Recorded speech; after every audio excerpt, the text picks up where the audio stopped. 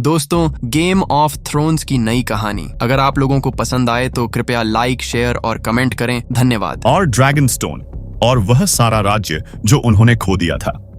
Danny का मतलब सिर्फ इलिरियोस की संपत्ति में उनके कमरों से था, कोई सच्चा घर नहीं। हालांकि उनके पास सब कुछ था, लेकिन उसका भाई यह सुनना नहीं चाहता था। उसके लिए वहां कोई घर नहीं था। लाल दरवाजे वाला बड़ा घर भी उसके लिए घर नहीं था। उसकी उंगलियां उसकी बाह में जोर से धंस रही थीं, जवाब की मांग कर रही थीं। मुझे नहीं पता उसने आखिरकार कहा। उसकी आवाज टूट रही थी, उसकी आंखों में आंसू भर आए।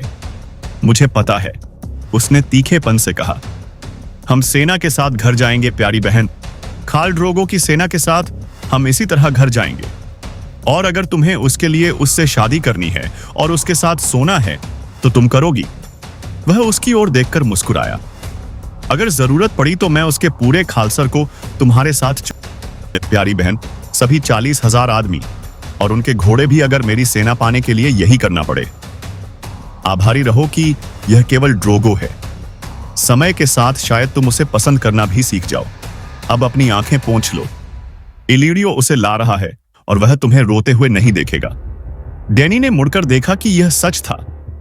मैजिस्टर इलिरियो सभी मुस्कुराते हुए और झुकते हुए खल ड्रोगो को वहां तक ले जा रहे थे जहां वे खड़े थे। उसने अपने हाथ के पिछले हिस्से से अखंड आंसुओं को पोंछा। मुस्कुराओ, विसरीज ने घबराहट में फुसफुसाया।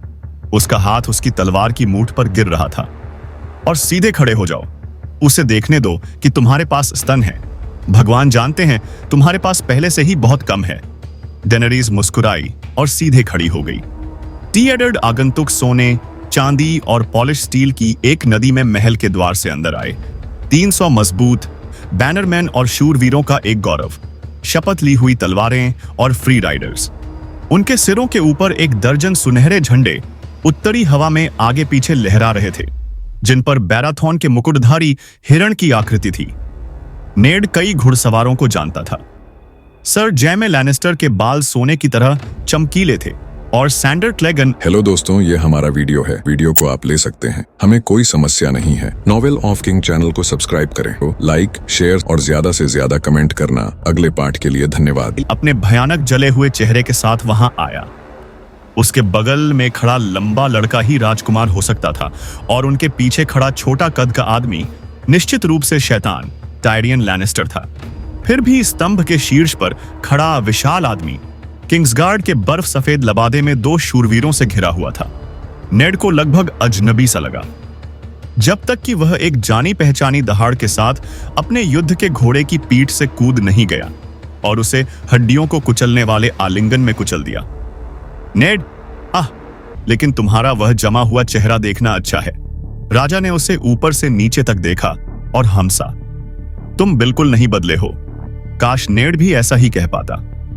15 साल पहले जब वे सिंहासन जीतने के लिए आगे बढ़े थे, स्टॉर्मैंड का भगवान साफ सुथरी आंखें वाला और एक युवती की कल्पना की तरह मांसल था। 6.5 फीट लंबा, वह कमतर पुरुषों से ऊंचा था और जब उसने अपना कवच और अपने घर का बड़ा सींग वाला हेलमेट पहना तो वह एक असली विशालकाय बन गया। उसके पास एक विशालकाय की ताकत भी थी। अब यह इत्र था जो इत्र की तरह उससे चिपका हुआ था और उसकी लंबाई उसकी ऊंचाई से मेल खाती थी।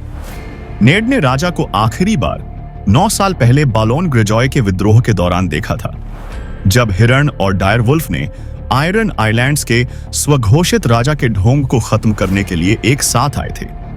उस रात से जब वे ग्रेजॉय के गिरे हुए गढ़ में एक साथ खड़े थे, जहां रॉबर्ट ने विद्रोही स्वामी के आत्मसमर्पण को स्वीकार कर लिया था और नेड ने उसके बेटे थियोन को बंधक और वार्ड के रूप में ले लिया था, राजा ने कम से कम 8 स्टोन वजन प्राप्त कर लिया था।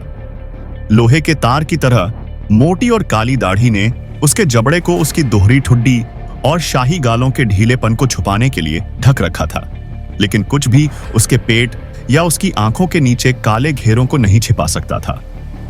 फिर भी रॉबर्ट अब नेड का राजा था और सिर्फ एक दोस्त नहीं, इसलिए उसने केवल इतना कहा, आपका अनुग्रह, विंटरफेल आपका है। तब तक दूसरे भी उतर रहे थे और ग्रूम अपने घोड़ों के लिए आगे आ रहे थे। रॉबर्ट की रानी सेर्सी लैनिस्टर अपने छोटे बच्चों के साथ पैदल ही अंदर दाखिल हुई।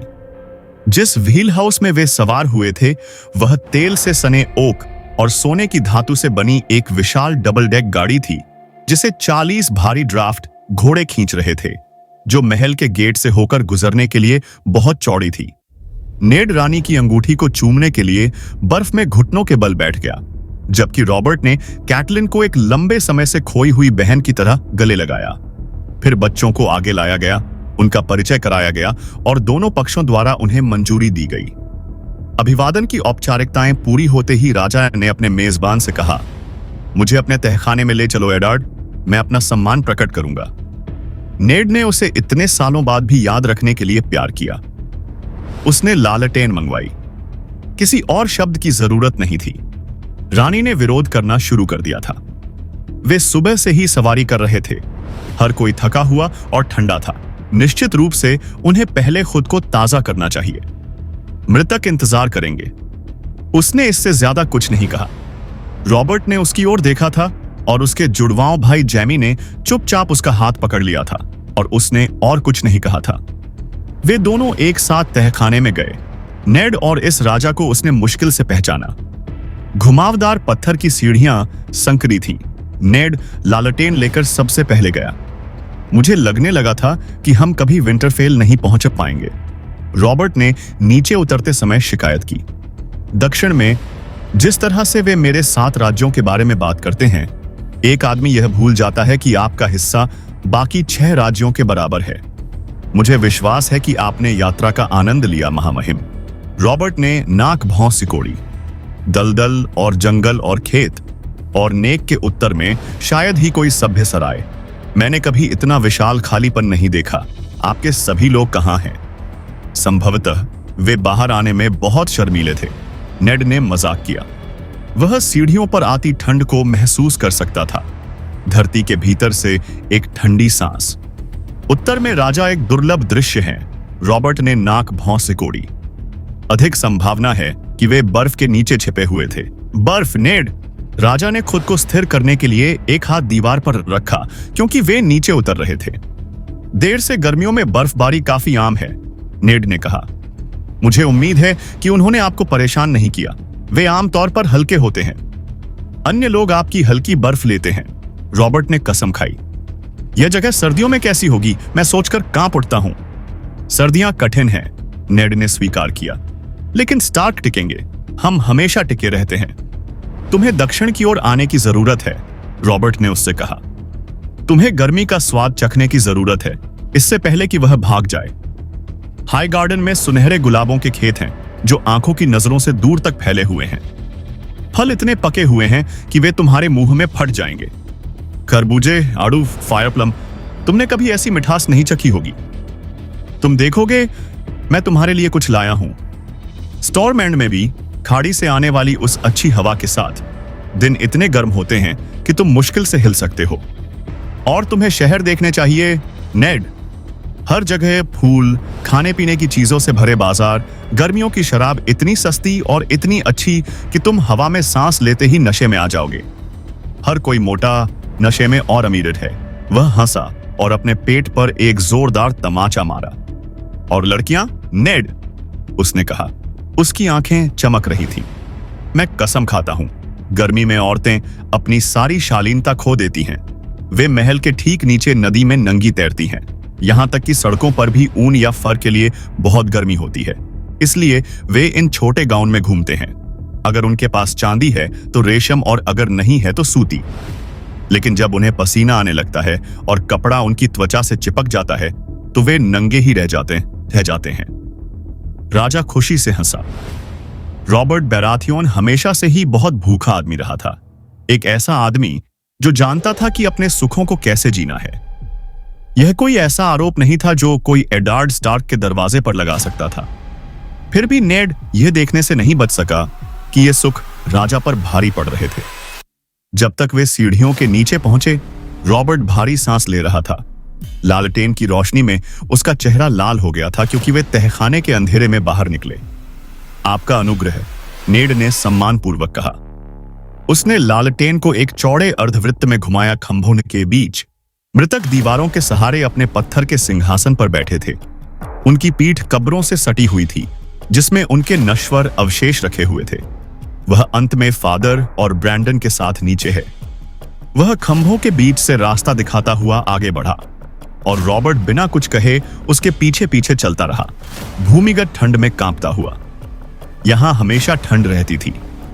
जब वे हाउस स्टार्क के मृतकों के बीच से गुजर रहे थे तो उनके पद चिन्ह पत्थरों से टकराते हुए ऊपर की तिजोरी में गूंज रहे थे। विंटरफेल के लॉर्ड्स ने उन्हें गुजरते हुए देखा। कब्रों को सील करने वाले पत्थरों पर उनकी आकृतियां उकेरी गई थीं। वे लंबी पंक्तियों में बैठे थे, अंधी आंखें अनंत अंधकार में घूर रही थीं, जबकि बड़े पत्थर के भयानक भेड़िए उनके पैरों के चारों ओर लिपटे हुए थे। बदलती हुई छायाओं ने पत्थर की आकृतियों को ऐसा महसूस कराया जैसे कि जीवित लोग गुजर रहे हों। प्राचीन रीति रिवाज के अनुसार विंटरफेल के लॉर्ड रहे प्रत्येक व्यक्ति की गोद में एक लोहे की लंबी तलवार रखी जाती थी, ताकि प्रतिशोधी आत्माएं अपने तहखाने में बंद रहें। सबसे पुरानी तलवार बहुत पहले ही जंग खाकर खत्म हो गई थी। केवल कुछ लाल दाग रह गए थे, जहां धातु पत्थर पर टिकी हुई थी। नेड को आश्चर्य हुआ कि क्या इसका मतलब यह है कि अब वे भूत महल में घूमने के लिए स्वतंत्र थे। उसे उम्मीद थी कि ऐसा नहीं होगा। विंटरफेल के पहले लॉर्ड्स उस भूमि की तरह ही कठोर थे जिस पर वे शासन करते थे।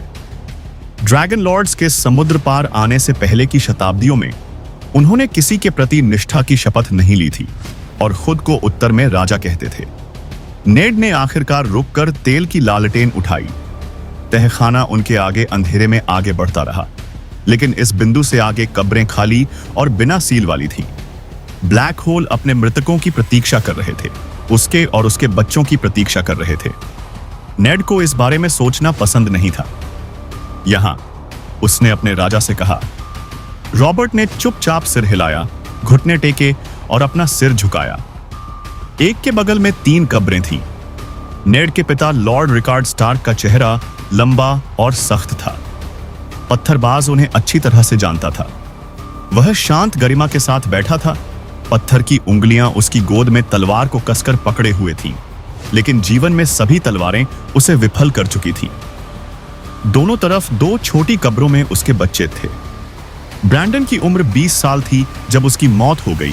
पागल राजा एरेस टारगरियन के आदेश से उसका गला घोंट दिया गया, रिवरन की कैटलिन टूली से शादी करने से कुछ ही दिन पहले। उसके पिता को उसे मरते हुए देखने के लिए मजबूर किया गया था। वह सच्चा उत्तराधिकारी था, सबसे बड़ा शासन करने के लिए पैदा हुआ था। लियाना केवल 16 वर्ष की थी, एक बेहद खूबसूरत बच्ची। नेड ने उसे पूरे दिल से प्यार किया था। रॉबर्ट ने उसे और भी ज्यादा प्यार किया था। वह उसकी दुल्हन बनने वाली थी। वह उससे भी ज्यादा खूबसूरत थी। राजा ने कुछ देर चुप रहने के बाद कहा। उसकी आंखें लियाना के चेहरे पर टिकी रहीं, मानो वह उसे वापस जीवन में ला सकता हो। अंत में वह उठा, अपने वजन से असहज हो गया। आह, लानत है नेड, क्या तुम्हें उसे ऐसी जगह दफनाना था? उसे कहीं किसी पहाड़ी पर किसी फलदार पेड़ के नीचे होना चाहिए, जहां सूरज और बादल उसके ऊपर हों और बारिश उसे धोकर साफ कर दे। जब वह मरी तो मैं उसके साथ था, नेड ने राजा को याद दिलाया। वह घर आना चाहती थी, ब्रैंडन और पिता के पास आराम करना चाहती थी। वह कभी कभी उसे सुन सकता था। वादा करो, वह रोई थी, एक कमरे में जहां खून और गुलाब की खुशबू आ रही थी। वादा करो नेड।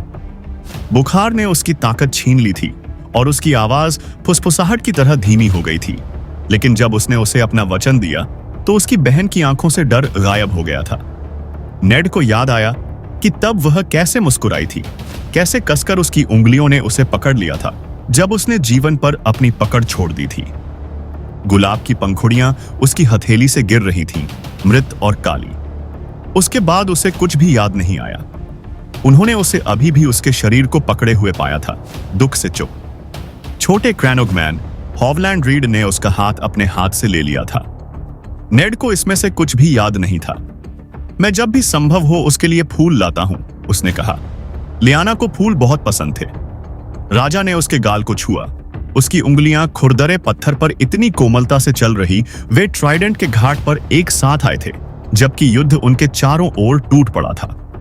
रॉबर्ट अपने वारहैमर और अपने महान सींग वाले हेलमेट के साथ टारगेरियन राजकुमार पूरी तरह से काले रंग में कवच पहने हुए थे। उनके वक्ष पर उनके घर का 3 सिर वाला ड्रैगन था, जो माणिकों से बना था, जो सूरज की रोशनी में आग की तरह चमकते थे। ट्राइडेंट का पानी उनके विध्वंसकों के खुरों के चारों ओर लाल हो गया था जब वे बार बार चक्कर लगाते और टकराते थे, जब तक कि अंत में रॉबर्ट के हथौड़े के स्टोव से ड्रैगन और उसके नीचे की छाती पर एक विनाशकारी प्रहार नहीं हुआ। जब नेड आखिरकार घटना स्थल पर आया तो रेगर नदी में मृत पड़ा था, जबकि दोनों सेनाओं के लोग उसके कवच से मुक्त माणिकों के लिए घूमते पानी में हाथापाई कर रहे थे। मेरे सपनों में मैं उसे हर रात मारता हूं, रॉबर्ट ने स्वीकार किया। 1000 मौतें अभी भी उससे कम होंगी जिसका वह हकदार है। नेड इस पर कुछ नहीं कह सका। एक शांत समय के बाद उसने कहा, हमें वापस लौटना चाहिए महामहिम, आपकी पत्नी इंतजार कर रही होगी। अन्य लोग मेरी पत्नी को ले जा रहे हैं, रॉबर्ट ने कड़वाहट से कहा, लेकिन वह जिस तरह से आया था उसी तरह से वापस चला गया। उसके कदम भारी पड़ रहे थे। और अगर मैंने एक बार फिर आपका अनुग्रह सुना तो मैं आपका सिर काट दूंगा। हम एक दूसरे के लिए इससे कहीं ज्यादा हैं। मैं भूला नहीं था, नेड ने शांति से उत्तर दिया। जब राजा ने उत्तर नहीं दिया तो उसने कहा, मुझे जॉन के बारे में बताओ। रॉबर्ट ने अपना सिर हिलाया। मैंने कभी किसी आदमी को इतनी जल्दी बीमार होते नहीं देखा। हमने अपने बेटे के नाम दिवस पर एक टूर्नामेंट आयोजित किया था। अगर आपने उस समय जॉन को देखा होता तो आप कसम खाते कि वह हमेशा के लिए जीवित रहेगा। एक पखवाड़े बाद वह मर गया। बीमारी उसके पेट में आग की तरह थी, यह उसे पूरी तरह से जला रही थी। वह एक खंभे के पास रुका जो लंबे समय से मृत स्टार्क की कब्र के सामने था। मैं उस बूढ़े आदमी से प्यार करता था, हम दोनों करते थे। नेड एक पल रुका। कैटलिन अपनी बहन के लिए डरती है, लिसा अपने दुख को कैसे सहन करती है। रॉबर्ट के मुंह से कड़वाहट निकली। सच में ठीक नहीं है, उसने स्वीकार किया। मुझे लगता है कि जॉन को खोने से वह महिला पागल हो गई है। नेड, वह लड़के को वापस आयरी ले गई है, मेरी इच्छा के विरुद्ध। मुझे उम्मीद थी कि मैं उसे कैस्टरली रॉक में टाइविन लैनिस्टर के साथ पालूंगा। जॉन का कोई भाई नहीं था, कोई और बेटा नहीं था। क्या मुझे उसे महिलाओं के पास छोड़ देना चाहिए था? नेड जल्द ही बच्चे को लॉर्ड टाइविन के बजाय पिट वाइपर को सौंप देगा, लेकिन उसने अपनी शंकाओं को अनकहा छोड़ दिया। कुछ पुराने घाव कभी ठीक नहीं होते और जरा सी बात पर फिर से खून बहने लगता है। पत्नी ने अपने पति को खो दिया है, उसने सावधानी से कहा। शायद मां को बेटे को खोने का डर था। लड़का बहुत छोटा है, 6 साल का, बीमार और आयरी का। भगवान दया करें, राजा ने कसम खाई। लॉर्ड टाइविन ने पहले कभी वार्ड नहीं लिया था। लिसा को सम्मानित किया जाना चाहिए था। लैनिस्टर्स एक महान और कुलीन घराना है। उसने इसके बारे में सुनने से भी इनकार कर दिया। फिर वह रात के अंधेरे में बिना किसी अनुमति के चली गई। सेर्सी गुस्से में थी। उसने गहरी सांस ली। लड़का मेरा नाम है, क्या तुम जानते हो? रॉबर्ट एरिन, मैंने उसकी रक्षा करने की शपथ ली है। अगर उसकी मां उसे चुरा ले जाए तो मैं ऐसा कैसे कर सकता हूं? अगर तुम चाहो तो मैं उसे वार्ड के रूप में ले लूंगा, नेड ने कहा। लिसाइक को इसके लिए सहमत होना चाहिए। वह और कैटलिन लड़कियों के रूप में करीब थे और उसका यहां भी स्वागत होगा। एक उदार प्रस्ताव मेरे दोस्त, राजा ने कहा, लेकिन बहुत देर हो चुकी है। लॉर्ड टाइविन ने पहले ही अपनी सहमति दे दी है। लड़के को कहीं और पालना उसका घोर अपमान होगा। मुझे लैनिस्टर के गौरव से ज्यादा अपने भतीजे के कल्याण की चिंता है, नेड ने घोषणा की। ऐसा इसलिए है क्योंकि आप लैनिस्टर के साथ नहीं सोते हैं। रॉबर्ट हंसा। आवाज कब्रों के बीच से गुजरी और गुंबददार छत से टकराई। उसकी मुस्कान बड़ी काली दाढ़ी के बीच सफेद दांतों की चमक थी। आह नेड, उसने कहा, तुम अभी भी बहुत गंभीर हो। उसने नेड के कंधों पर एक बड़ा हाथ रखा। मैंने तुमसे बात करने के लिए कुछ दिन इंतजार करने की योजना बनाई थी, लेकिन अब मुझे लगता है कि इसकी कोई जरूरत नहीं है। आओ मेरे साथ चलो। वे खंभों के बीच से वापस नीचे जाने लगे। जैसे जैसे वे गुजरते गए, अंधी पत्थर की आंखें उनका पीछा करती रहीं। राजा ने नेड के कंधे पर अपना हाथ रखा। तुम्हें आश्चर्य हुआ होगा कि मैं इतने लंबे समय के बाद आखिरकार विंटरफेल में उत्तर की ओर क्यों आया। नेड को संदेह था, लेकिन उसने उसे व्यक्त नहीं किया। मेरी कंपनी की खुशी के लिए, निश्चित रूप से, उसने हल्के से कहा। और वहां दीवार है। आपको इसे देखने की जरूरत है महामहिम। इसकी दीवारों के साथ चलना और उन लोगों से बात करना जो इसे चलाते हैं। नाइट वॉच अब पहले जैसी नहीं रही। बेनजेन कहते हैं, इसमें कोई संदेह नहीं है कि मैं जल्द ही सुनूंगा कि आपका भाई क्या कहता है, रॉबर्ट ने कहा। दीवार कितने समय से खड़ी है? 8000 साल। यह कुछ दिन और टिक सकती है। मेरे पास और भी जरूरी चिंताएं हैं। यह मुश्किल समय है। मुझे अपने आसपास अच्छे लोगों की जरूरत है। जॉन एरिन जैसे लोग। उन्होंने आईडी के लॉर्ड, ईस्ट के वार्डन, राजा के हाथ के रूप में काम किया। उन्हें बदलना आसान नहीं होगा। उनका बेटा नेड ने शुरू किया। उनका बेटा आईडी और उसकी सारी आय का उत्तराधिकारी होगा, रॉबर्ट ने तुनक कर कहा। अब और नहीं। यह सुनकर नेड हैरान रह गया। वह रुक गया, चौंका और अपने राजा की ओर देखने लगा। शब्द अनायास ही निकल आए। आर्यन हमेशा से पूर्व के वार्डन रहे हैं। उपाधि डोमेन के साथ जुड़ी हुई है। शायद जब वह वयस्क हो जाए तो उसे यह सम्मान वापस मिल सकता है, रॉबर्ट ने कहा। मेरे पास इस साल के बारे में सोचने के लिए है और अगले साल के बारे में भी। 6 साल का लड़का कोई युद्ध नेता नहीं है, नेड। शांति में, उपाधि केवल एक सम्मान है। लड़के को इसे रखने दो, अपने पिता की खातिर, अगर अपनी नहीं तो। निश्चित रूप से तुम जॉन की सेवा के लिए उसके बहुत आभारी हो। राजा प्रसन्न नहीं था। उसने नेड के कंधों से अपना हाथ हटा लिया। जॉन की सेवा उसका कर्तव्य था, जो उसे अपने स्वामी के प्रति था। मैं कृतज्ञ नहीं हूं, नेड। तुम सभी लोगों में से यह जानना चाहिए। लेकिन बेटा पिता नहीं है। एक साधारण लड़का पूर्व को नहीं पकड़ सकता। फिर उसका स्वर नरम हो गया। बस इतना ही। चर्चा करने के लिए एक और महत्वपूर्ण कार्यालय है और मैं तुमसे बहस नहीं करूंगा। रॉबर्ट ने नेड की कोहनी पकड़ ली। मुझे तुम्हारी जरूरत है, नेड। मैं तुम्हारी आज्ञा का पालन करने के लिए हूं, महामहिम, हमेशा। ये वो शब्द थे जो उसे कहने थे और इसलिए उसने उन्हें कहा, इस बात से आशंकित कि आगे क्या हो सकता है। रॉबर्ट शायद ही उसे सुन पा रहा था। वे साल जो हमने आईडी में बिताए, भगवान, वे अच्छे साल थे। मैं तुम्हें फिर से अपने साथ चाहता हूं, नेड। मैं तुम्हें किंग्स लैंडिंग में चाहता हूं, यहां दुनिया के अंत में नहीं, जहां तुम किसी के लिए भी बेकार हो। रॉबर्ट ने अंधेरे में देखा, एक पल के लिए स्टार्क की तरह उदास। मैं तुमसे कसम खाता हूं, सिंहासन पर बैठना सिंहासन जीतने से 1000 गुना ज्यादा कठिन है। कानून बनाना एक थकाऊ काम है और तांबे की गिनती करना उससे भी ज्यादा मुश्किल है। और लोग, उनका कोई अंत नहीं है। मैं उस घटिया लोहे की कुर्सी पर बैठा हूं और उनकी शिकायतें सुनता हूं जब तक कि मेरा दिमाग सुन्न न हो जाए और मेरी गांड कच्ची न हो जाए। वे सभी कुछ चाहते हैं, पैसा या जमीन या न्याय।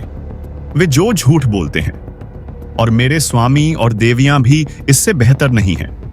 मैं चापलूसों और मूर्खों से घिरा हुआ हूं। यह किसी भी आदमी को पागल कर सकता है, नेड। उनमें से आधे मुझे सच बताने की हिम्मत नहीं करते और बाकी आधे इसे पा नहीं पाते। ऐसी रातें होती हैं जब मैं चाहता हूं कि हम ट्राइडेंट में हार जाएं। नहीं, सच में नहीं, लेकिन मैं समझता हूं, नेड ने धीरे से कहा। रॉबर्ट ने उसकी ओर देखा। मुझे लगता है कि तुम समझ गए हो। अगर ऐसा है तो तुम ही हो, मेरे पुराने दोस्त। वह मुस्कुराया। लॉर्ड एडार्ड स्टार्क, मैं तुम्हें राजा का हाथ कहूंगा। नेड एक घुटने पर बैठ गया। इस प्रस्ताव ने उसे आश्चर्यचकित नहीं किया। रॉबर्ट के पास इतनी दूर आने का और क्या कारण हो सकता था? राजा का हाथ 7 राज्यों में दूसरा सबसे शक्तिशाली व्यक्ति था। वह राजा की आवाज में बोलता था, राजा की सेनाओं को आदेश देता था, राजा के कानूनों का मसौदा तैयार करता था। कभी कभी वह राजा के अनुपस्थित होने, बीमार होने या किसी अन्य तरह से अस्वस्थ होने पर राजा के न्याय को लागू करने के लिए लौह सिंहासन पर भी बैठता था। रॉबर्ट उसे राज्य जितना बड़ा दायित्व दे रहा था। यह दुनिया की आखिरी चीज थी जो वह चाहता था। महाराज, उसने कहा, मैं इस सम्मान के योग्य नहीं हूं। रॉबर्ट ने अच्छे स्वभाव वाली अधीरता के साथ कराहते हुए कहा, अगर मैं आपको सम्मानित करना चाहता, तो मैं आपको सेवानिवृत्त होने देता। मैं आपको राज्य चलाने और युद्ध लड़ने। जैसे ही उसने हेलो दोस्तों, ये हमारा वीडियो है। वीडियो को आप ले सकते हैं, हमें कोई समस्या नहीं है। नॉवेल ऑफ किंग चैनल को सब्सक्राइब करें, तो लाइक, शेयर और ज्यादा से ज्यादा कमेंट करना। अगले पार्ट के लिए धन्यवाद। ने एक बार फिर से एक गुजरते हुए फ्लैगन से अपना वाइन कप भरा। उसे लगा कि यह उनमें से एक हो सकता है। वह युवा साथियों के बीच बेंच पर अपनी जगह पर वापस बैठ गया और पीने लगा। समर वाइन का मीठा फलदार स्वाद उसके मुंह में भर गया और उसके होठों पर मुस्कान ला दी। विंटरफेल का ग्रेट हॉल धुएं से धुंधला था और भुने हुए मांस और ताजी बेक्ड ब्रेड की गंध से भरा हुआ था। इसकी ग्रे पत्थर की दीवारों पर बैनर लटके हुए थे। सफेद, सुनहरा, लाल, स्टार्क का डायरवुल्फ, बैराथियन का मुकुटधारी हिरण, लैनिस्टर का शेर। एक गायक ऊंची वीणा बजा रहा था और एक गाथा सुना रहा था। लेकिन हॉल के इस छोर पर आग की गर्जना, टिन की प्लेटों और प्यालों की खनक और सैकड़ों शराबी वार्तालापों की धीमी बुदबुदाहट के ऊपर उसकी आवाज मुश्किल से सुनी जा सकती थी। यह राजा के लिए रखे गए स्वागत भोज का चौथा घंटा था। जॉन के भाई बहन शाही बच्चों के साथ उस ऊंचे मंच के नीचे बैठे थे, जहां लॉर्ड और लेडी स्टार्क ने राजा और रानी की मेजबानी की थी। इस अवसर के सम्मान में उनके लॉर्ड पिता निस्संदेह प्रत्येक बच्चे को एक गिलास वाइन की अनुमति देंगे, लेकिन उससे ज्यादा नहीं। यहां नीचे बेंचों पर जॉन को उसकी प्यास के अनुसार पीने से रोकने वाला कोई नहीं था, और उसे लग रहा था कि उसे एक मर्दाना प्यास है। उसके आसपास के युवकों की खुशी का ठिकाना नहीं रहा, जो हर बार जब वह एक गिलास खाली करता तो उसे पीने के लिए उकसाते। वे एक बढ़िया साथी थे और जॉन को उनकी बताई कहानियां, युद्ध, बिस्तर और शिकार की कहानियां अच्छी लगती थीं। उसे यकीन था कि उसके साथी राजा के वंशजों से ज्यादा मनोरंजक थे। जब वे आए तो उसने आगंतुकों के बारे में अपनी जिज्ञासा शांत कर ली थी। जुलूस बेंच पर उसे दिए गए स्थान से 1 फुट की दूरी पर था और जॉन ने उन सभी को अच्छी तरह से देखा था। उसके स्वामी पिता पहले आए थे, रानी को लेकर। वह उतनी ही सुंदर थी जितनी कि पुरुष कहते हैं। उसके लंबे सुनहरे बालों के बीच एक रत्न जड़ित मुकुट चमक रहा था। उसके पन्ने उसकी आंखों के हरे रंग से एकदम मेल खा रहे थे। उसके पिता ने उसे मंच तक पहुंचाने में मदद की और उसे उसकी सीट तक ले गए, लेकिन रानी ने कभी उसकी तरफ देखा तक नहीं। 14 साल की उम्र में भी जॉन उसकी मुस्कान को देख सकता था। इसके बाद राजा रॉबर्ट खुद आए। उनकी बांह पर लेडी स्टार्क थी। राजा जॉन के लिए बहुत निराशाजनक था। उनके पिता अक्सर उनके बारे में बात करते थे। बेमिसाल रॉबर्ट बैराथियन, ट्राइडेंट का दानव, राज्य का सबसे भयंकर योद्धा, राजकुमारों में सबसे बड़ा दानव। जॉन ने केवल एक मोटा आदमी देखा, जिसकी दाढ़ी के नीचे लाल चेहरा था। उसके रेशमी कपड़ों से पसीना बह रहा था। वह ऐसे चल रहा था जैसे आधा नशे में हो। उनके बाद बच्चे आए। सबसे पहले छोटा रिकन 3 साल के बच्चे की तरह पूरी गरिमा के साथ लंबी सैर कर रहा था। जब वह मिलने के लिए रुकता था तो जॉन को उसे आगे बढ़ने के लिए प्रेरित करना पड़ता था। उसके ठीक पीछे रॉब आया, सफेद रंग के साथ सफेद ऊनी कपड़े पहने, स्टार्क रंग। उसने अपनी बांह पर राजकुमारी मायरसेला को ले रखा था। वह एक पतली सी लड़की थी, लगभग 8 साल की। उसके बाल एक रत्न जड़ित जाल के नीचे सुनहरे कर्ल के झरने की तरह थे। जॉन ने देखा कि जब वे टेबल के बीच से गुजरे तो उसने रॉब को शर्मीली नजर से देखा, और जिस डरपोक तरीके से उसने स्ताम उसे देखा, उसने फैसला किया कि वह बेस्वाद थी।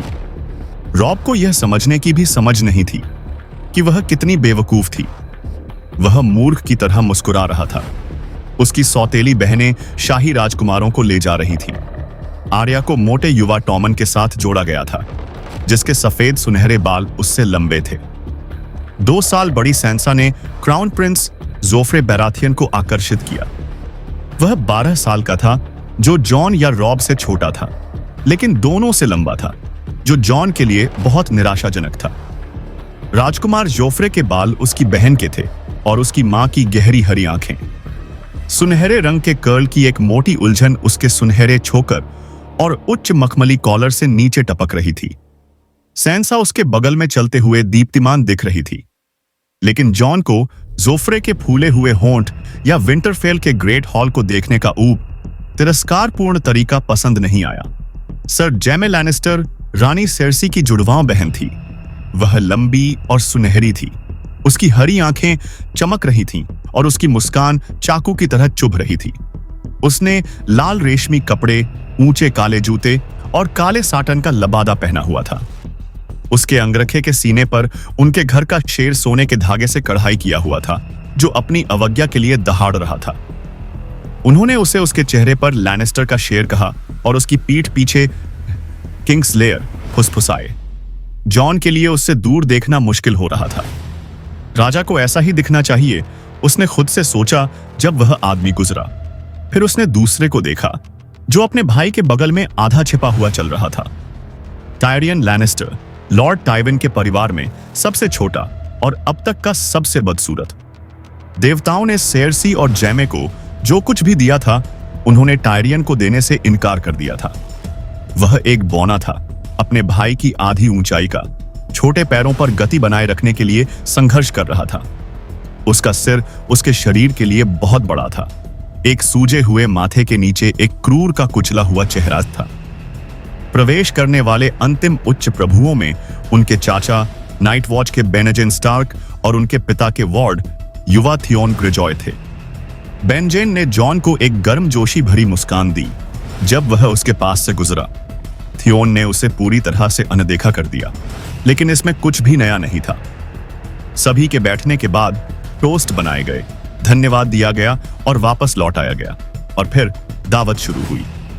जॉन ने तब पीना शुरू कर दिया था और उसने रुका नहीं था।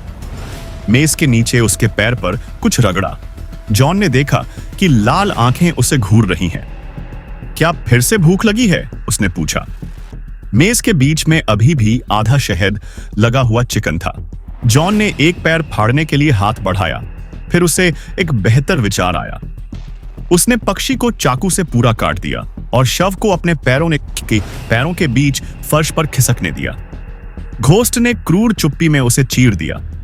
उसके भाइयों और बहनों को अपने भेड़ियों को भोज में लाने की अनुमति नहीं थी, लेकिन हॉल के इस छोर पर जितने कुत्ते थे, जॉन उनकी गिनती नहीं कर सकता था, और किसी ने भी उसके पिल्ले के बारे में एक शब्द नहीं कहा था।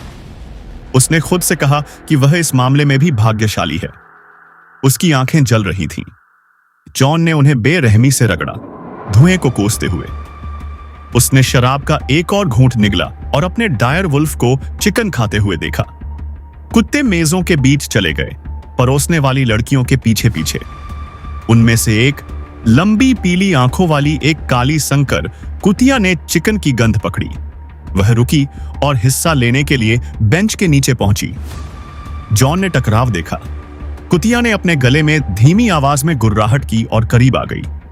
घोस्ट ने चुपचाप ऊपर देखा और कुत्ते को अपनी लाल आंखों से देखा। कुतिया ने गुस्से में चुनौती दी। वह डायर वुल्फ के बच्चे से 3 गुना बड़ी थी। घोस्ट ने कोई हरकत नहीं की। वह अपने पुरस्कार के ऊपर खड़ा हो गया और अपना मुंह खोला, अपने नुकीले दांत दिखाए। कुतिया तनाव में आ गई, फिर से भौंकी, फिर इस लड़ाई के बारे में सोचा। वह मुड़ी और अपनी इज्जत बचाने के लिए एक आखिरी बार आक्रामक आवाज में चिल्लाते हुए चली गई। घोस्ट अपने भोजन पर वापस चला गया। जॉन मुस्कुराया और झबरा सफेद फर को हिलाने के लिए मेज के नीचे हाथ डाला। डायर वुल्फ ने उसकी ओर देखा, उसके हाथ को धीरे से काटा, फिर वापस खाने लगा। क्या यह उन डायर वुल्फों में से एक है जिनके बारे में मैंने बहुत सुना है? पास में खड़ी एक जानी पहचानी आवाज उसने पूछा। जॉन ने खुशी से ऊपर देखा, क्योंकि उसके चाचा बेन ने उसके सिर पर हाथ रखा और उसके बालों को वैसे ही बिखेरा जैसे जॉन ने भेड़िए के बिखेरे थे। हाँ, उसने कहा, उसका नाम घोस्ट है। अनुचरों में से एक ने उनके स्वामी के भाई के लिए मेज पर जगह बनाने के लिए उनकी अश्लील कहानी को बीच में रोक दिया। बेंजेन स्टार्क लंबी टांगों से बेंच पर बैठा और जॉन के हाथ से शराब का प्याला ले लिया। समर वाइन, उसने चखने के बाद कहा। कुछ भी इतना मीठा नहीं। तुमने कितने कप पिए हैं, जॉन? जॉन मुस्कुराया। बेन स्टार्क हंसा। जैसा कि मुझे डर था। ठीक है, मुझे लगता है कि मैं तुमसे छोटा था जब पहली बार सही मायने में और ईमानदारी से नशे में था। उसने पास के ट्रेंचर से एक भुना हुआ प्याज उठाया उसने काले कपड़े पहने थे, जैसा कि नाइट वॉच के एक आदमी के लिए उपयुक्त था। आज रात यह गहरा काला मखमल था, जिसमें ऊंचे चमड़े के जूते और चांदी के बकल वाली चौड़ी बेल्ट थी। उसके गले में एक भारी चांदी की चेन बंधी थी। बेनजेन ने प्याज खाते हुए घोस्ट को मजे से देखा। एक बहुत ही शांत भेड़िया, उसने कहा। वह दूसरों की तरह नहीं है, जॉन ने कहा। वह कभी आवाज नहीं करता, इसीलिए मैंने उसका नाम घोस्ट रखा है। यही कारण है कि वह सफेद है, बाकी सभी काले, भूरे या काले रंग के हैं।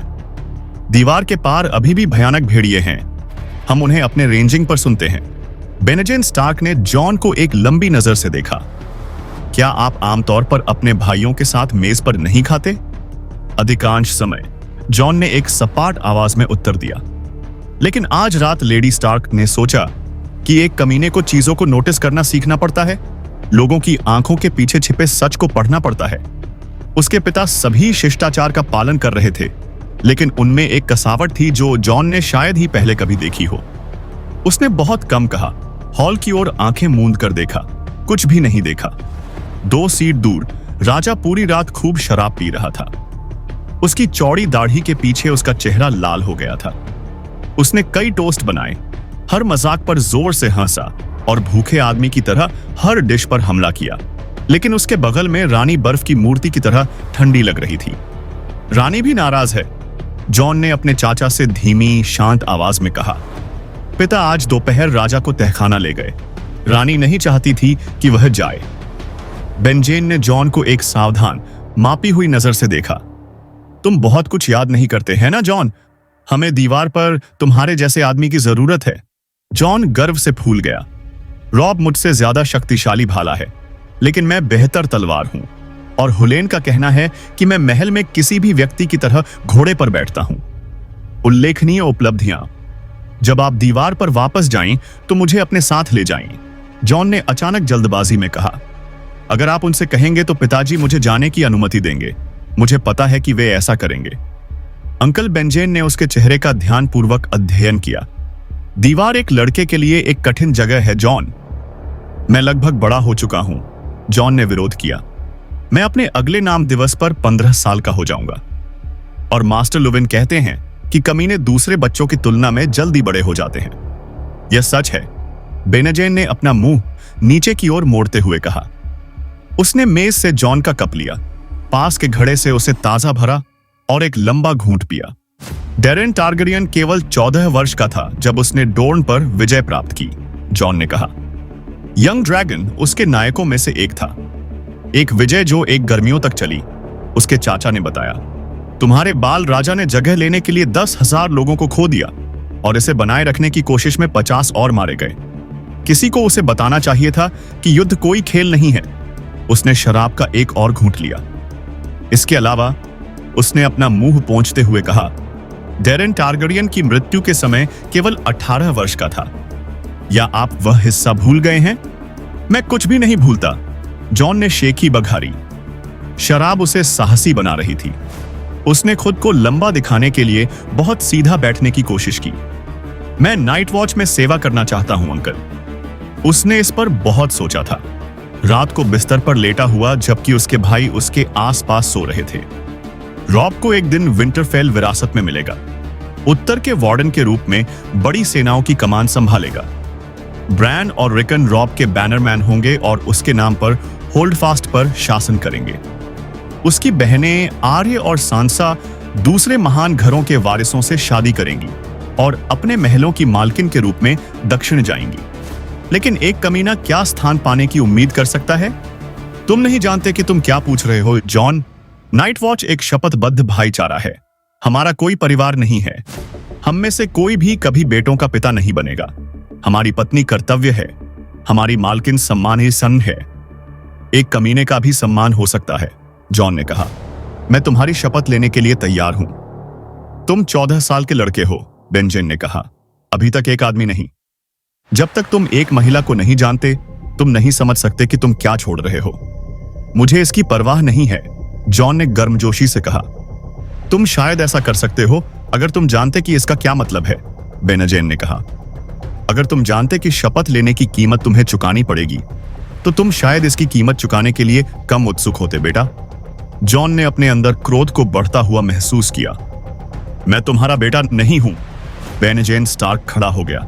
इससे ज्यादा दया आती है। उसने जॉन के कंधे पर हाथ रखा। अपने कुछ कमीनों को जन्म देने के बाद मेरे पास वापस आना और हम देखेंगे कि तुम्हें कैसा लगता है। जॉन कांप उठा। मैं कभी कमीने को जन्म नहीं दूंगा, उसने सावधानी से कहा। कभी नहीं। उसने इसे जहर की तरह उगल दिया। अचानक उसने महसूस किया कि मेज पर सन्नाटा छा गया था और वे सभी उसकी ओर देख रहे थे। उसने महसूस किया कि उसकी आंखों के पीछे और माए पौछे आंसू बहने लगे हैं। उसने खुद को अपने पैरों पर धकेला। मुझे माफ किया जाना चाहिए, उसने अपनी आखिरी गरिमा के साथ कहा।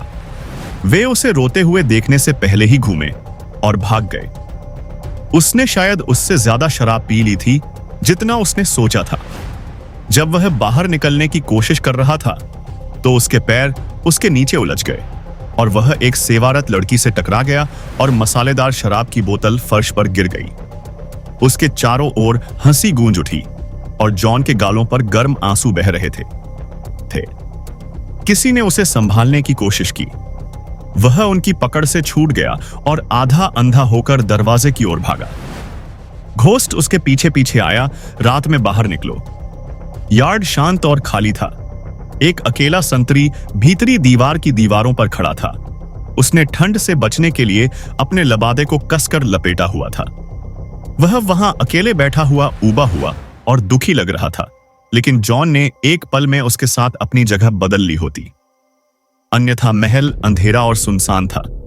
जॉन ने एक बार एक सुनसान गढ़ देखा था, एक सुनसान जगह जहां कुछ भी नहीं हिलता था, लेकिन हवा और पत्थर वहां रहने वाले लोगों के बारे में चुप रहते थे। विंटरफेल ने उसे आज रात उसकी याद दिला दी। संगीत और गाने की आवाजें उसके पीछे खुली खिड़कियों से छलक रही थीं। वे आखिरी चीजें थीं जिन्हें जॉन सुनना चाहता था। उसने अपनी शर्ट की आस्तीन पर अपने आंसू पोंछे, गुस्से में कि उसने उन्हें गिरने दिया था, और जाने के लिए मुड़ा। लड़का, एक आवाज ने उसे पुकारा। जॉन मुड़ा। टायरियन लैनिस्टर ग्रेट हॉल के दरवाजे के ऊपर की छत पर बैठा था। पूरी दुनिया को एक गॉर्गोयल की तरह देख रहा था। बोना उसे देखकर मुस्कुराया। क्या वह जानवर भेड़िया है?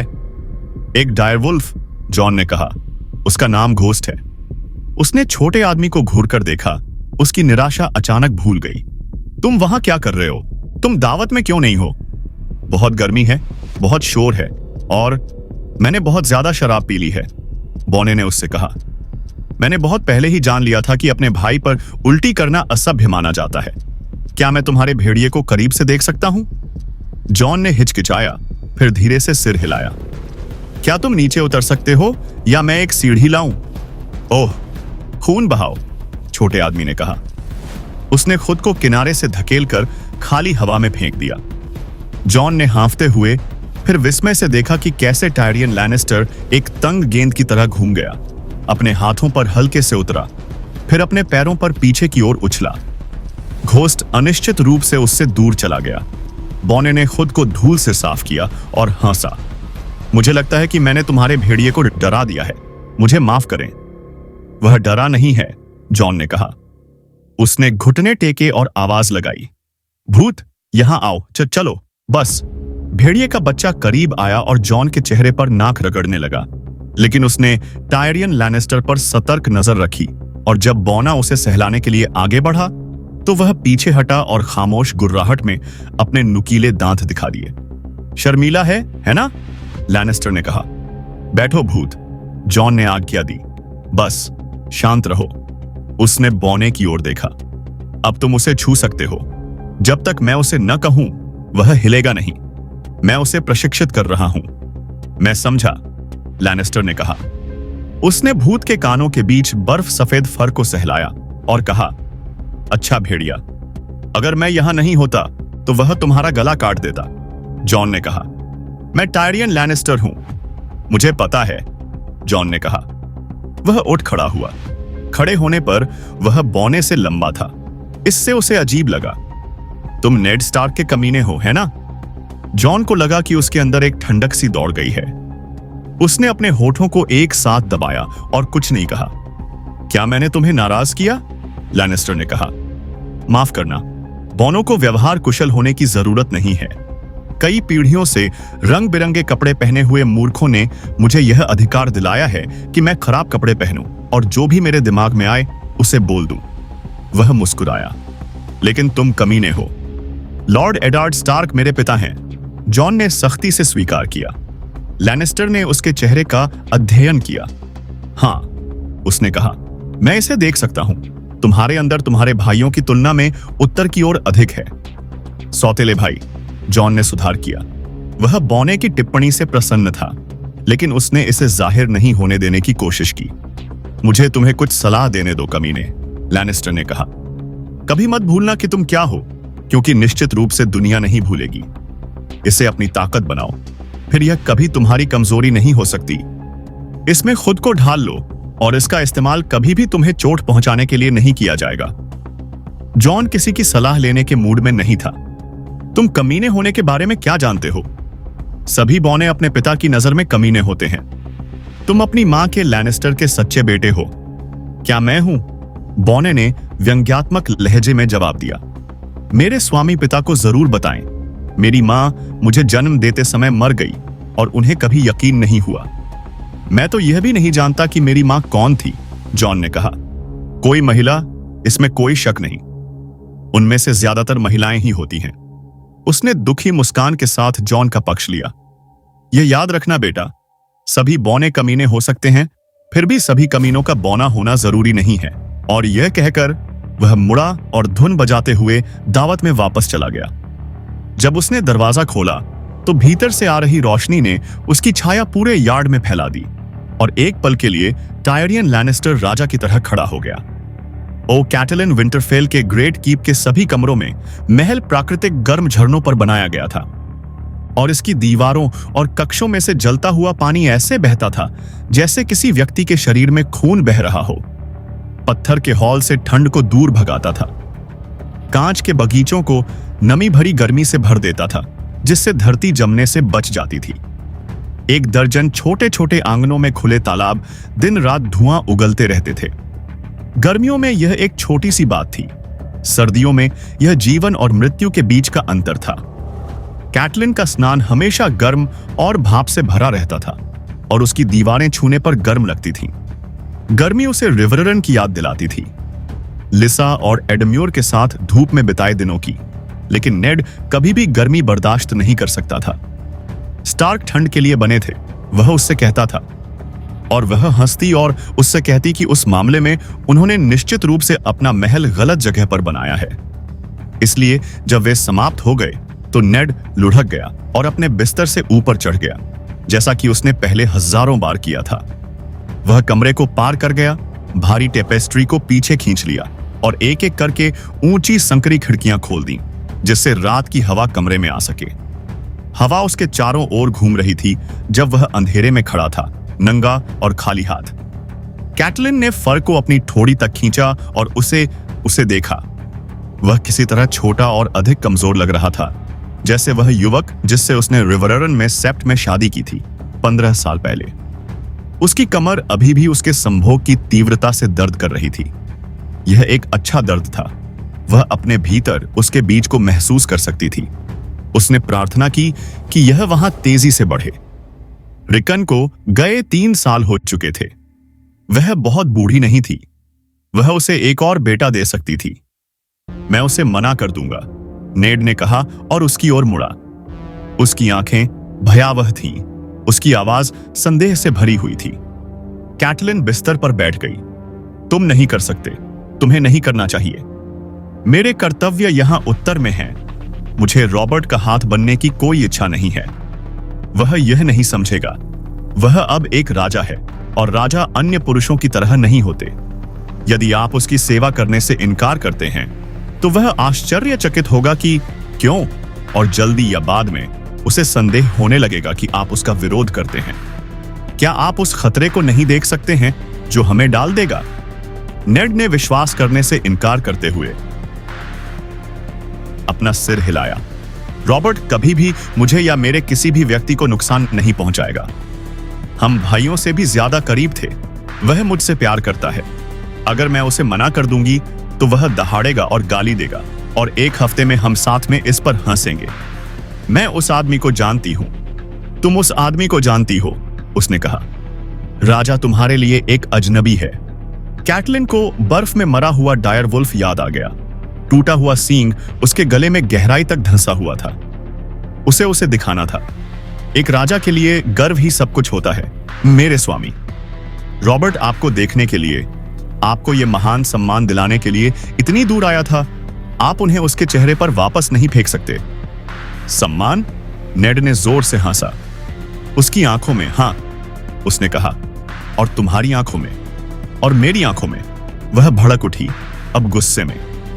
वह क्यों नहीं देख सकता था? वह हमारी बेटी से शादी के लिए अपने बेटे का प्रस्ताव रखता है। आप इसे और क्या कहेंगे? सैंसा किसी दिन रानी बन सकती है। उसके बेटे दीवार से लेकर डोर्न के पहाड़ों तक शासन कर सकते हैं। इसमें क्या गलत है? भगवान, कैटलिन, सैंसा केवल 11 वर्ष की है, नेड ने कहा, और जोफ्रे है, उसने उसके लिए बात पूरी की। युवराज और लौह सिंहासन का उत्तराधिकारी। और मैं केवल 12 वर्ष की थी जब मेरे पिता ने मुझे आपके भाई ब्रैंडन से शादी करने का वादा किया था।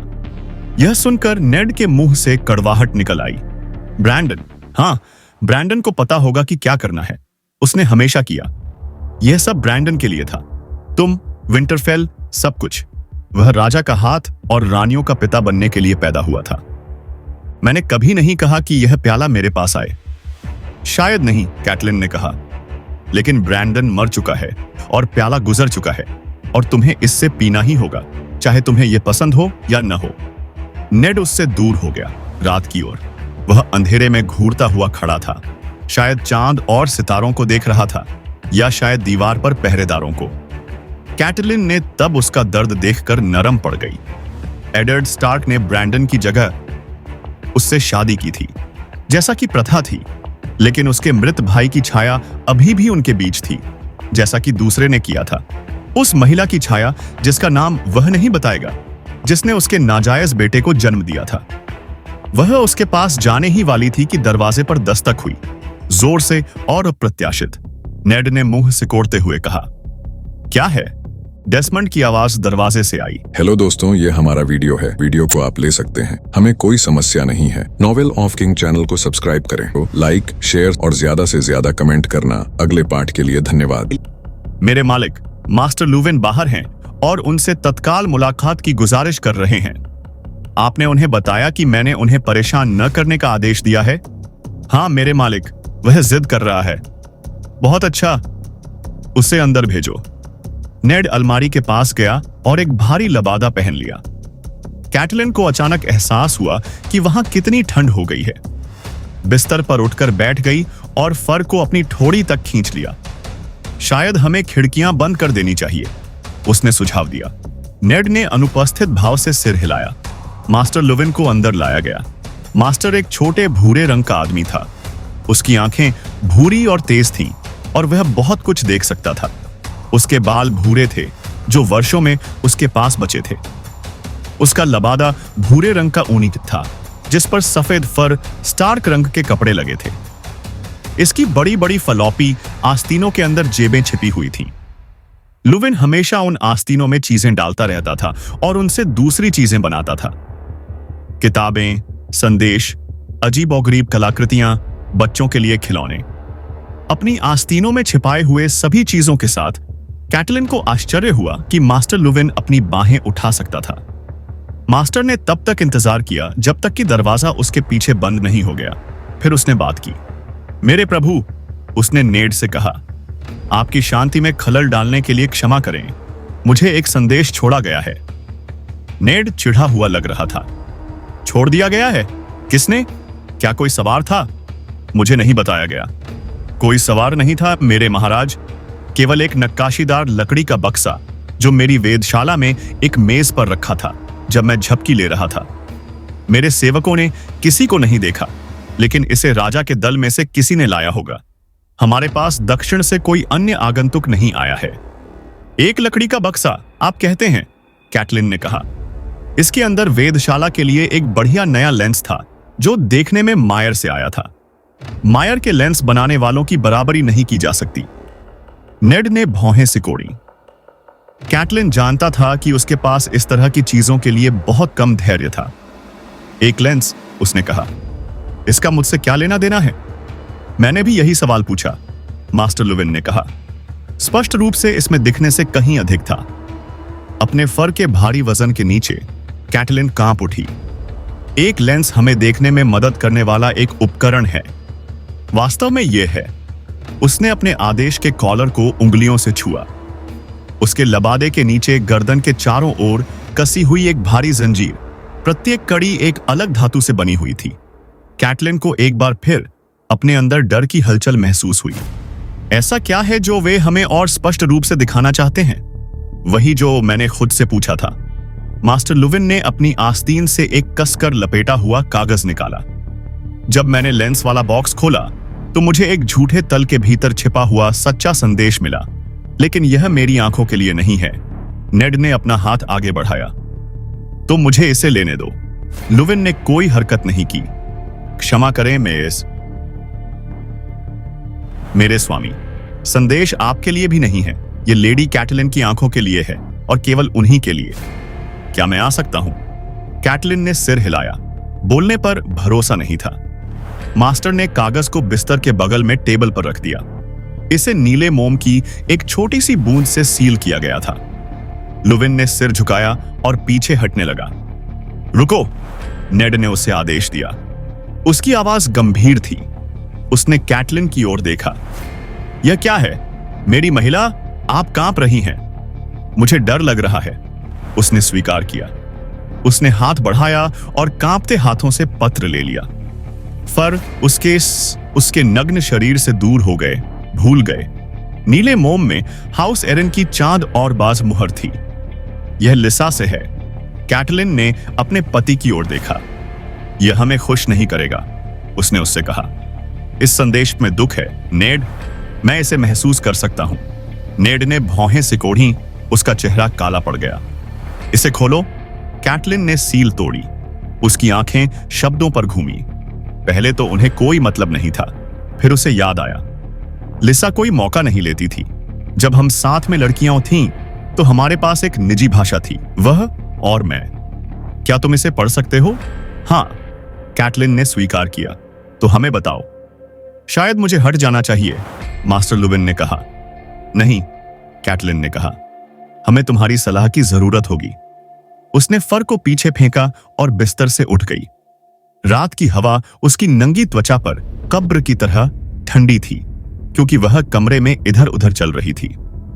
मास्टर लुविन ने अपनी आंखें फेर ली। नेड भी हैरान दिख रहा था। तुम क्या कर रहे हो? उसने पूछा। आग जला रही हूं, कैटलिन ने उससे कहा। उसने एक ड्रेसिंग गाउन ढूंढा और उसे पहन उसने कागज को जलाने वाली लकड़ियों के बीच में सरका दिया और उसके ऊपर भारी लकड़ियां रख दी। नेड कमरे को पार करके आया, उसकी बांह पकड़ी और उसे अपने पैरों पर खड़ा किया।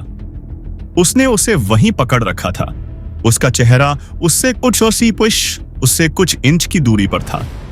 मेरी रानी, मुझे बताओ, यह संदेश क्या था? कैटलिन उसकी पकड़ में सख्त हो गई।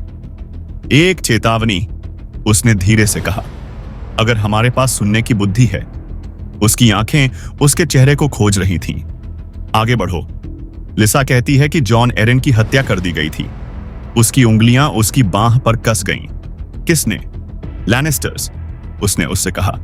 रानी, नेड ने उसकी बांह पर से अपनी पकड़ ढीली कर दी। उसकी त्वचा पर गहरे लाल निशान थे। भगवान, उसने फुसफुसाया। उसकी आवाज कर्कश थी। तुम्हारी बहन दुख से बीमार है। इतना जोखिम उठाने के लिए उसे केवल संदेह से अधिक कुछ करना होगा। कैटलिन ने अपने पति की ओर देखा। अब हमारे पास वास्तव में कोई विकल्प नहीं है। आपको रॉबर्ट का हाथ होना चाहिए। आपको उसके साथ दक्षिण जाना चाहिए और सच्चाई जाननी चाहिए। उसने तुरंत देखा कि नेड एक बहुत ही अलग निष्कर्ष पर पहुंच गया था। केवल सत्य जो मैं जानता हूं वह यहां है। दक्षिण में सांपों का एक घोंसला है जिससे मुझे बचना चाहिए। लुविन ने अपने चेन कॉलर को खींचा, जहां उसने उसके गले की कोमल त्वचा को रगड़ दिया था। राजा के हाथ में बहुत शक्ति है मेरे प्रभु। लॉर्ड एरिन की मौत की सच्चाई का पता लगाने की शक्ति, उसके हथियारों को राजा के न्याय के लिए लाने की शक्ति, लेडी एरिन और उसके बेटे की रक्षा करने की शक्ति, अगर सबसे बुरा सच हो। नेड ने असहाय रूप से शयन कक्ष के चारों ओर देखा। कैटलिन का दिल उसके लिए पसीज गया, लेकिन वह जानती थी कि वह उसे अभी अपनी बाहों में नहीं ले सकती। पहले जीत हासिल करनी होगी अपने बच्चों की खातिर। तुम कहते हो कि तुम रॉबर्ट को भाई की तरह प्यार करते हो। क्या तुम अपने भाई को लैनिस्टर्स से घिरा छोड़ दोगे? दूसरे तुम दोनों को ले जाएंगे, नेड ने उदास होकर कहा। वह उनसे दूर हो गया और खिड़की के पास चला गया। वह कुछ नहीं बोली, न ही मास्टर। वे चुपचाप इंतजार करते रहे, जबकि एडार्ड स्टार्क ने उस घर को चुपचाप अलविदा कहा जिसे वह प्यार करता था। जब वह आखिरकार खिड़की से दूर चला गया तो उसकी आवाज थकी हुई और उदासी से भरी हुई थी, और उसकी आंखों के कोनों में नमी हल्की चमक रही थी। मेरे पिता एक बार राजा के बुलावे पर दक्षिण की ओर गए थे। वे फिर कभी घर नहीं लौटे। एक अलग समय, मास्टर लुविन ने कहा। एक अलग राजा। हाँ, नेड ने उदास होकर कहा। वह चूल्हे के पास एक कुर्सी पर बैठ गया। कैटलिन, तुम यहीं विंटरफेल में रहोगी। उसके शब्द उसके दिल में बर्फीले झोंके की तरह थे। नहीं, उसने अचानक डरते हुए कहा। क्या यह उसकी सजा थी? उसका चेहरा फिर कभी ना देखना, न ही उसके हाथों को अपने चारों ओर महसूस करना? हाँ, नेड ने ऐसे शब्दों में कहा जो किसी भी तर्क को बर्दाश्त नहीं कर सकते थे। जब तक मैं रॉबर्ट के कामों को पूरा करता हूं, तब तक तुम्हें मेरी जगह उत्तर पर शासन करना होगा। विंटरफेल में हमेशा एक स्टार्क होना चाहिए। रॉब 14 साल का है। जल्द ही वह एक बड़ा आदमी बन जाएगा। उसे शासन करना सीखना होगा, और मैं उसके लिए यहां नहीं रहूंगा। उसे अपनी परिषदों का हिस्सा बनाओ। जब उसका समय आएगा तो उसे तैयार रहना होगा। भगवान की मर्जी कई सालों तक नहीं, मास्टर लुविन ने बड़बड़ाया। मास्टर लुविन, मैं तुम पर उतना ही भरोसा करता हूं जितना अपने खून पर करता हूं। मेरी पत्नी को हर छोटी बड़ी बात में अपनी आवाज दो। मेरे बेटे को वो सब सिखाओ जो उसे जानना चाहिए। सर्दी आने वाली है। मास्टर लुविन ने गंभीरता से सिर हिलाया। फिर सन्नाटा छा गया, जब तक कि कैटलिन ने हिम्मत नहीं जुटाई और वह सवाल नहीं पूछा जिसका जवाब उसे सबसे ज्यादा डराता था। बाकी बच्चों का क्या? नेड खड़ा हुआ और उसे अपनी बाहों में ले लिया और उसका चेहरा अपने पास रख लिया। रिकॉन बहुत छोटा है, उसने धीरे से कहा। उसे तुम्हारे और रॉब के साथ यहां रहना चाहिए। बाकी बच्चों को मैं अपने साथ ले जाऊंगा। मैं इसे बर्दाश्त नहीं कर सकती, कैटलिन ने कांपते हुए कहा। तुम्हें करना ही होगा, उसने कहा। सांसा को जोफ्रे से शादी करनी ही होगी। यह अब स्पष्ट है। हमें उन्हें हमारी भक्ति पर संदेह करने का कोई आधार नहीं देना चाहिए। और अब समय आ गया है कि आर्या को दक्षिणी दरबार के तौर तरीके सीखने चाहिए। कुछ सालों में वह भी शादी करने लायक हो जाएगी। कैटलिन ने खुद से सोचा कि दक्षिण में सांसा चमकेगी, और देवता जानते थे कि आर्या को परिष्कार की जरूरत है। अनिच्छा से उसने उन्हें अपने दिल से जाने दिया, लेकिन ब्रान को नहीं। कभी ब्रान के नहीं। हाँ, उसने कहा, लेकिन कृपया नेड, जो प्यार तुम मुझे देते हो उसके लिए ब्रान को विंटरफेल में ही रहने दो। वह सिर्फ 7 साल का है। मैं 8 साल का था जब मेरे पिता ने मुझे आयरी में पालन पोषण के लिए भेजा था, नेड ने कहा। सर रॉड्रिक ने मुझे बताया कि रॉब और प्रिंस जोफ्रे के बीच मनमुटाव है। यह स्वस्थ नहीं है। ब्रान उस दूरी को पाट सकता है। वह एक प्यारा लड़का है, जल्दी हंसता है, प्यार करना आसान है। उसे युवा राजकुमारों के साथ बड़ा होने दो, उसे उनका दोस्त बनने दो, जैसे रॉबर्ट मेरा दोस्त बन गया। हमारा घर उसके लिए ज्यादा सुरक्षित होगा। वह सही था। कैटलिन यह जानती थी। इससे दर्द सहना आसान नहीं हुआ। फिर वह उन चारों को खो देगी, नेड और दोनों लड़कियां और उसका प्यारा प्यारा ब्रान। उसके पास सिर्फ रॉब और छोटा रिकन रह जाएगा। वह पहले से ही अकेला महसूस कर रही थी। विंटरफेल इतनी बड़ी जगह थी, तो उसे दीवारों से दूर रखो, उसने बहादुरी से कहा। तुम जानती हो कि ब्रान को चढ़ना कितना पसंद है। नेड ने उसकी आंखों से आंसू गिरने से पहले चूमा। धन्यवाद मेरी महिला, उसने फुसफुसाया। यह कठिन है, मुझे पता है। जॉन स्नो का क्या मेरे स्वामी? मास्टर लुविन ने पूछा। नाम के उल्लेख पर कैटलिन तनाव में आ गई। नेड ने उसके अंदर गुस्से को महसूस किया और दूर हट गया। कई पुरुषों ने कमीनों को जन्म दिया। कैटलिन को यह बात पता थी। शादी के पहले साल में उसे यह जानकर कोई आश्चर्य नहीं हुआ कि नेड ने अभियान के दौरान संयोग से मिली किसी लड़की से बच्चे को जन्म दिया है। आखिरकार उसे एक पुरुष की जरूरत थी और उन्होंने वह साल अलग अलग बिताया था। नेड दक्षिण में युद्ध में गया हुआ था, जबकि कैटलिन रिवररन में अपने पिता के महल में सुरक्षित थी। उसके विचार रॉब के बारे में ज्यादा थे, जो उसके स्तन पर बच्चा था, न कि उस पति के बारे में जिसे वह शायद ही जानती हो।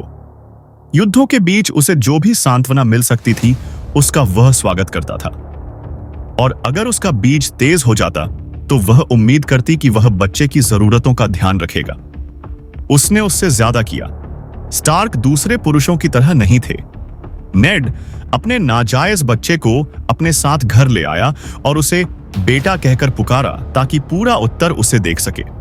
जब युद्ध आखिरकार खत्म हो गए और कैटलिन विंटरफेल पहुंची, तो जॉन और उसकी दाई पहले ही वहां रहने लगे थे। यह बात उसे बहुत चुभ गई। नेड मां के बारे में कुछ नहीं बोलेगा, एक शब्द भी नहीं, लेकिन महल में कोई रहस्य नहीं होता। और कैटलिन ने अपनी नौकरानियों को अपने पति के सैनिकों के मुंह से सुनी कहानियां दोहराते हुए सुना। वे सर आर्थर डेन, सुबह की तलवार, एरिस के किंग्सगार्ड के 7 शूरवीरों में से सबसे खतरनाक, और कैसे उनके युवा स्वामी ने उसे एक ही लड़ाई में मार डाला के बारे में फुसफुसाए। और उन्होंने बताया कि कैसे बाद में नेड ने सर आर्थर की तलवार को सुंदर युवा बहन के पास वापस ले जाया था, जो समरसी के तट पर स्टारफॉल नामक महल में उसका इंतजार कर रही थी। लेडी अशरा डेन, लंबी और गोरी, भयावह बैंगनी आंखों वाली। उसे अपनी हिम्मत जुटाने में एक पखवाड़ा लग गया था, लेकिन आखिरकार एक रात बिस्तर पर कैटलिन ने अपने पति से इसकी सच्चाई पूछी, उसके मुंह पर पूछा। उनके इतने सालों में यही एकमात्र मौका था जब नेड ने उसे कभी डरा दिया था। मुझसे जॉन के बारे में कभी मत पूछना, उसने बर्फ की तरह ठंडे स्वर में कहा। वह मेरा खून है और तुम्हें बस इतना ही जानना है। और अब मैं जानूंगी कि तुमने वह नाम कहां सुना, मेरी औरत। उसने आज्ञा मानने का वचन दिया था, उसने उससे कहा। और उस दिन से कानाफूसी बंद हो गई थी और विंटरफेल में अशरा डेन का नाम फिर कभी नहीं सुना गया। जॉन की मां जो भी रही हो, नेड ने उसे बहुत प्यार किया होगा, क्योंकि कैटलिन ने जो कुछ भी कहा वह उसे लड़के को दूर भेजने के लिए राजी नहीं कर सका। यह एकमात्र ऐसी चीज थी जिसे वह उसे कभी माफ नहीं कर सकती थी। वह स्त्रय अपने पति से पूरे दिल से प्यार करने लगी थी, लेकिन उसने कभी जॉन से प्यार करने की हिम्मत नहीं की।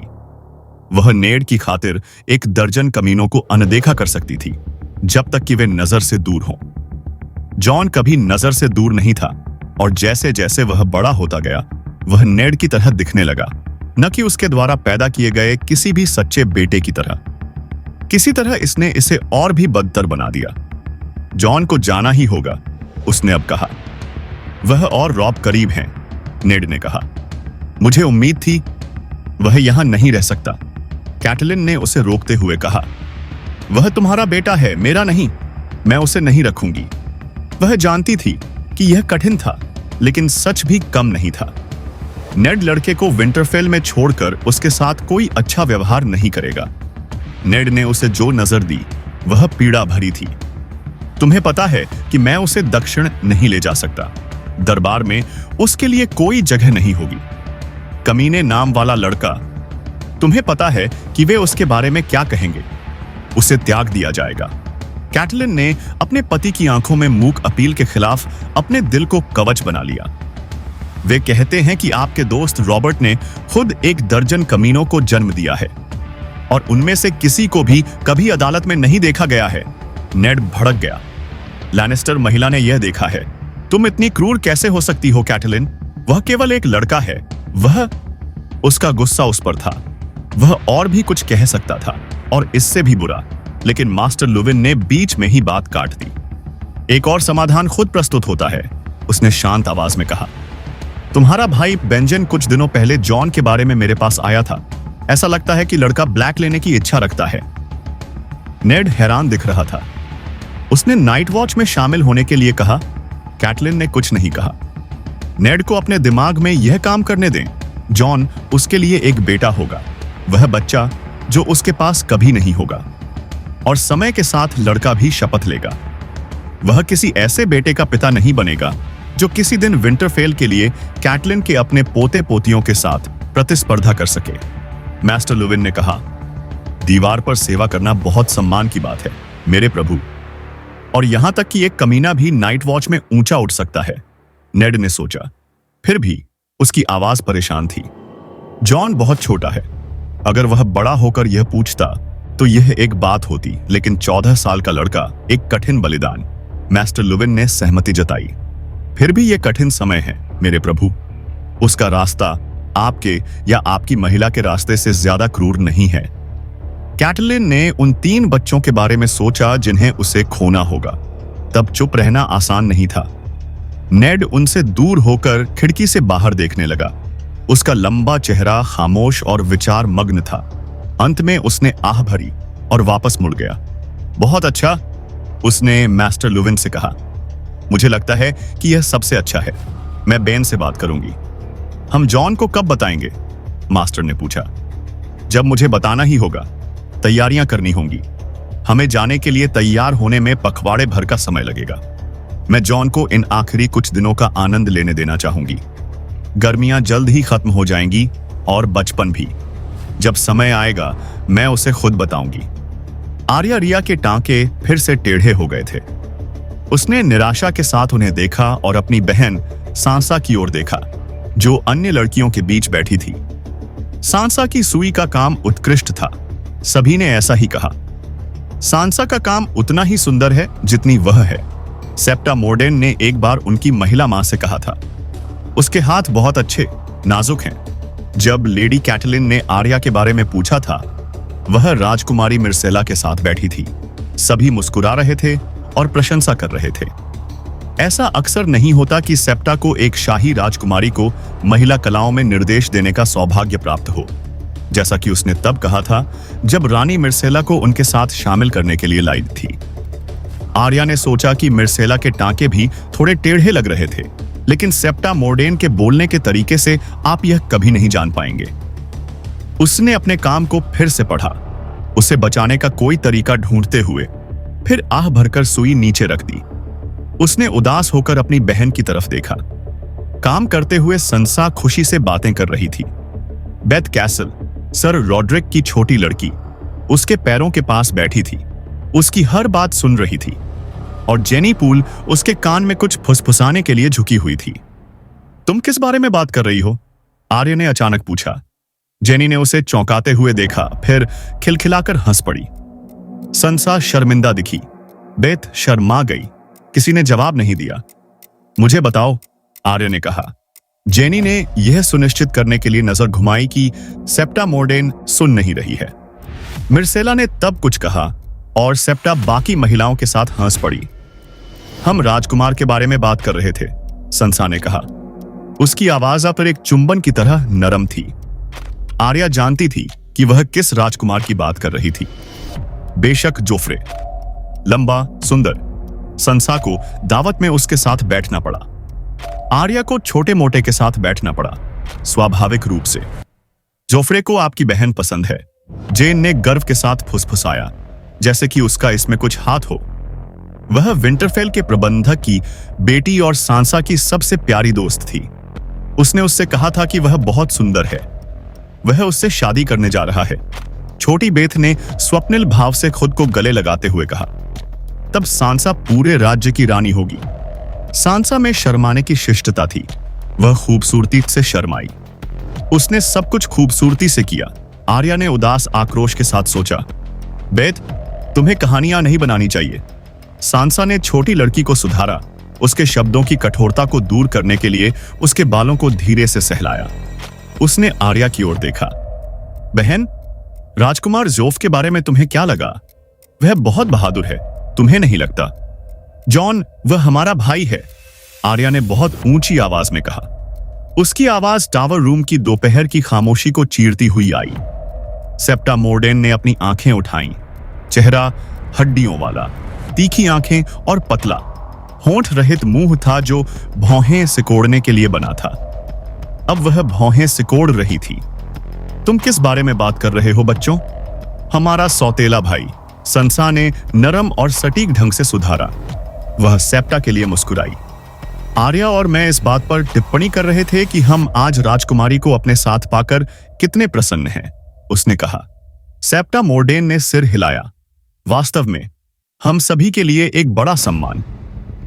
राजकुमारी मिर्सेला ने तारीफ पर अनिश्चितता से मुस्कुराई। आर्या, तुम काम पर क्यों नहीं हो? सेप्टा ने पूछा। वह अपने पैरों पर खड़ी हुई स्टार्च वाली स्कर्ट सरसराते हुए कमरे में चलने लगी। सेप्टा ने कपड़े की जांच की। आर्या, आर्य, आर्य, उसने कहा। यह नहीं चलेगा, यह बिल्कुल नहीं चलेगा। हर कोई उसकी तरफ देख रहा था। यह बहुत ज्यादा था। संसा अपनी बहन की बेइज्जती पर मुस्कुराने के लिए बहुत अच्छी तरह से शिक्षित थी, लेकिन जेनी उसकी तरफ से मुस्कुरा रही थी। यहां तक कि राजकुमारी मायरसेला भी उसके लिए दुखी दिख रही थी। आर्या की आंखों में आंसू भर आए। उसने खुद को कुर्सी से धकेला और दरवाजे की तरफ भागी। सेप्टा मोर्डेन ने उसे पुकारा। आर्य, यहां वापस आओ। तुम एक और कदम मत बढ़ाओ। तुम्हारी मां तुम्हें ठीक कर देगी। इसका मतलब यह नहीं है, हमारी शाही राजकुमारी के सामने भी तुम हम सबको शर्मिंदा करोगे। आर्या दरवाजे पर रुकी और अपने होंठ काटते हुए पीछे मुड़ी। अब उसके गालों पर आंसू बह रहे थे। वह मिर्सेला को एक छोटा सा कठोर प्रणाम करने में कामयाब रही। आपकी अनुमति से मेरी महिला। मिर्सेला ने उसे देखकर पलक झपकाई और मार्गदर्शन के लिए अपनी महिलाओं की ओर देखा। लेकिन अगर वह अनिश्चित थी तो सेप्टा मोर्डेन नहीं थी। बस तुम्हें क्या लगता है कि तुम कहां जा रही हो, आर्या? सेप्टा ने पूछा। आर्या ने उसे घूर कर देखा। मुझे घोड़े की नाल लगाने जाना है, उसने प्यार से कहा, सेप्टा के चेहरे पर सदमे से एक क्षण की संतुष्टि लेते हुए। फिर वह घूमी और सीढ़ियों से जितनी तेजी से उसके पैर जा सकते थे भागते हुए बाहर निकल गई। यह उचित नहीं था। सांसा के पास सब कुछ था। सांसा 2 साल बड़ी थी। इससे भी बुरी बात यह थी कि वह सुंदर थी। संसा को उनकी मां की तरह ही सुंदर गाल और टुल्ली के घने भूरे बाल मिले थे। आर्या ने अपने पिता की तरह ही व्यवहार किया। उसके बाल भूरे थे और उसका चेहरा लंबा और गंभीर था। जेन उसे आर्या हॉर्सफेस कहती थी और जब भी वह पास आती तो हिनहिनाती थी। यह देखकर दुख होता था कि आर्या अपनी बहन से बेहतर एक काम कर। हेलो दोस्तों, ये हमारा वीडियो है। वीडियो को आप ले सकते हैं, हमें कोई समस्या नहीं है। नॉवेल ऑफ किंग चैनल को सब्सक्राइब करें, लाइक, शेयर और घुरघुराने की कोरस के बीच उसकी निराशा के लिए यह छोटे लड़के थे जो ड्रिलिंग कर रहे थे। छोकर इतना भारी गद्देदार था कि वह ऐसा लग रहा था जैसे उसने एक पंख वाले बिस्तर पर बेल्ट लगा रखा हो। वे बूढ़े सर रॉड्रिक कैसल की चौकस निगाह के नीचे एक दूसरे पर लकड़ी की तलवारों से वार कर रहे थे, जो कि एक मास्टर एट आर्म्स थे। एक बहुत ही मजबूत केक जैसे आदमी जिसके शानदार सफेद गाल मूंछें थीं। 1 दर्जन दर्शक, पुरुष और लड़के प्रोत्साहन के लिए पुकार रहे थे। उनमें से रॉब की आवाज सबसे ऊंची थी। उसने उसके बगल में थियोन ग्रिजॉय को देखा। उसका काला डबलेट उसके घर के सुनहरे क्रैकन से सजी हुई थी। उसके चेहरे पर तिरस्कार की झलक थी। दोनों लड़ाके लड़खड़ा रहे थे। आर्य ने अनुमान लगाया कि वे काफी समय से ऐसा कर रहे थे। सुई के काम से थोड़ा अधिक थकाऊ, जॉन ने कहा। सुई के काम से थोड़ा अधिक मजेदार, आर्य ने उसे वापस जवाब दिया। जॉन मुस्कुराया। जब आर्या छोटी थी तो उसे डर था कि इसका मतलब है कि वह भी एक कमीनी है। वह जॉन के पास अपने डर में गई थी और जॉन ने उसे आश्वस्त किया था। तुम नीचे यार्ड में क्यों नहीं हो? आर्या ने उससे पूछा। उसने उसे एक आधी मुस्कान दी।